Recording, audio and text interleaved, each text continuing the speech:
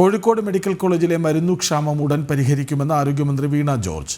കാരുണ്യ വഴി മരുന്നുകൾ ലഭ്യമാക്കും. KMCL ലഭ്യമാക്കുന്ന മരുന്നുകൾ എല്ലായിടത്തും ഉറപ്പാക്കിയിട്ടുണ്ടെന്നും ആരോഗ്യമന്ത്രി പറഞ്ഞു. ജനൻ TV വാർത്തയ്ക്ക് പിന്നാലെയാണ് വീണ ജോർജിൻ്റെ പ്രതികരണം. വിവരങ്ങളുമായി മിഥുൻ മുരളിയും ദിസ്ന സുരേഷും ഒപ്പം ചേരും. ആദ്യം മിഥുൻ മുരളിയിലേക്ക്. മിഥുൻ, ദിസ്ന ആണ് ഈ വാർത്ത പുറത്തു കൊണ്ടുവന്നത്. ആരോഗ്യമന്ത്രിയുടെ പ്രതികരണം എടുത്തത് മിഥുൻ മുരളിയും. ആരോഗ്യമന്ത്രി എന്താണ് പറഞ്ഞത്? അത് വിശദമായിട്ട് അന്വേഷിക്കാൻ പറഞ്ഞിട്ടുണ്ട്. ഇങ്ങനെ ഒരു വാർത്ത ശ്രദ്ധയിൽപ്പെട്ടപ്പോൾ തന്നെ അന്വേഷിക്കാൻ പറഞ്ഞിട്ടുണ്ട്. ഒരു ഹൈ പവർ കമ്മിറ്റി അവിടെ അന്വേഷണത്തിന് വേണ്ടി നിയോഗിച്ചിട്ടുണ്ടെന്ന് അറിഞ്ഞു. അതിന്റെ കൂടുതൽ നടപടികളെന്തെങ്കിലും? അത് അവരിന്ന് അന്വേഷണം ആരംഭിച്ചിട്ടുണ്ട്. അന്വേഷിച്ചതിന് ശേഷം റിപ്പോർട്ട് വന്നതിന് ശേഷം ആ കാര്യങ്ങൾ സംബന്ധിച്ച് സംസാരിക്കും. ശരി, മിഥുൻ മുരളിയിലേക്ക് ആദ്യം. മിഥുൻ മുരളി, ആരോഗ്യമന്ത്രി എന്താണ് പറഞ്ഞത്? 2 ദിവസം മുമ്പാണ് നമ്മൾ ഈ വാർത്ത നൽകിയത്. കൃഷ്ണരാജ്, ഈ സംഭവവുമായി ബന്ധപ്പെട്ട് ജനൻ TV ആദ്യം പുറത്തുവിട്ട 25 ദിവസം മാത്രം പ്രായമുള്ള കുഞ്ഞിന്റെ കാലിൽ സൂചി തറച്ച സംഭവവുമായി ബന്ധപ്പെട്ട് അന്വേഷണം നടത്തുമെന്നാണ് ആരോഗ്യമന്ത്രി വീണ ജോർജ് പറഞ്ഞിരിക്കുന്നത്. അന്വേഷണത്തിന് നിർദ്ദേശിച്ചിട്ടുണ്ട്. കൂടുതൽ നടപടികൾ അന്വേഷണത്തിന് ശേഷമാകും. ഈ വാർത്ത ശ്രദ്ധയിൽപ്പെട്ടിട്ടുണ്ട്. കൂടുതൽ നടപടികൾ എടുക്കുന്നതിന്റെ ഭാഗമായിട്ട് അന്വേഷണ റിപ്പോർട്ട് നൽകാൻ ആവശ്യപ്പെട്ടിട്ടുണ്ട്. ഇത് സംബന്ധിച്ചിട്ടുള്ള കൃത്യമായിട്ടുള്ള അന്വേഷണം ഉണ്ടാകുമെന്ന് തന്നെയാണ് ആരോഗ്യമന്ത്രി പറഞ്ഞിരിക്കുന്നത്.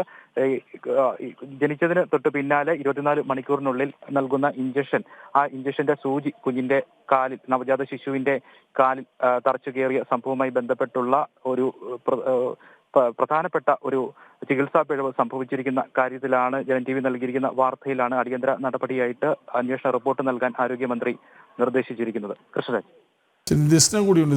ദിസ്നയാണ് ഈ വാർത്ത പുറത്തുവിട്ടത്. ആരോഗ്യമന്ത്രി പ്രതികരിച്ചിരിക്കുന്നു, ഉടൻ നടപടി ഉണ്ടാകുമെന്ന്.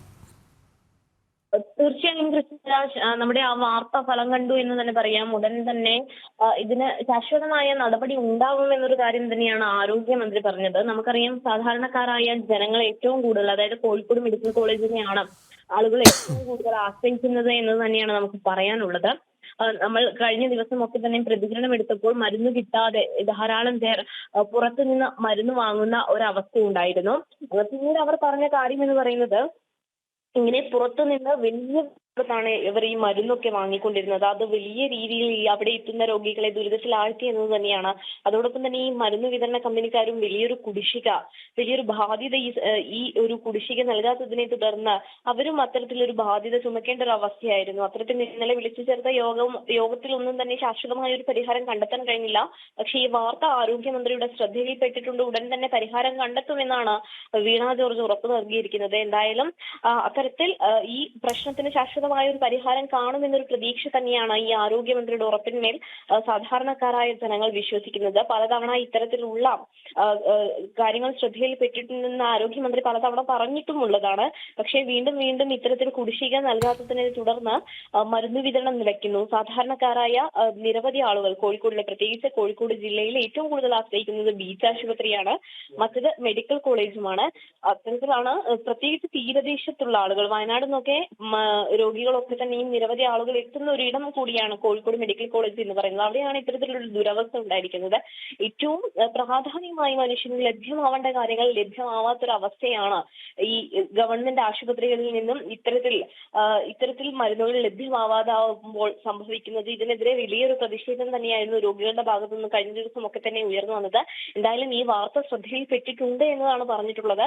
2 ദിവസത്തിനകം തന്നെ ഇതിന് ശാശ്വതമായ ഒരു പരിഹാരം കണ്ടെത്താൻ കഴിയുമെന്നൊരു പ്രതീക്ഷ തന്നെയാണ് നമുക്ക് പങ്കുവയ്ക്കാൻ കഴിയുന്നത്. കൃഷ്ണരാജ്, ശരി, 2 വാർത്തകൾ. ഒന്ന്, കുഞ്ഞിൻ്റെ നവജാത ശിശുവിൻ്റെ കാലിൽ സൂചി കുടുങ്ങിയത്. രണ്ടാമത്തേത്, കോഴിക്കോട് മെഡിക്കൽ കോളേജിൽ ആവശ്യത്തിന് മരുന്നുകളില്ല എന്ന വാർത്ത. 2 വിഷയത്തിലും ഇടപെടുകയാണ്. രണ്ടും ജനൻ TV നൽകിയ വാർത്തകളാണ്. Double impact. വാർത്തകളുടെ വിശദാംശങ്ങൾ നൽകിയ ദിസ്ന സുരേഷും മിഥുൻ മുരളി.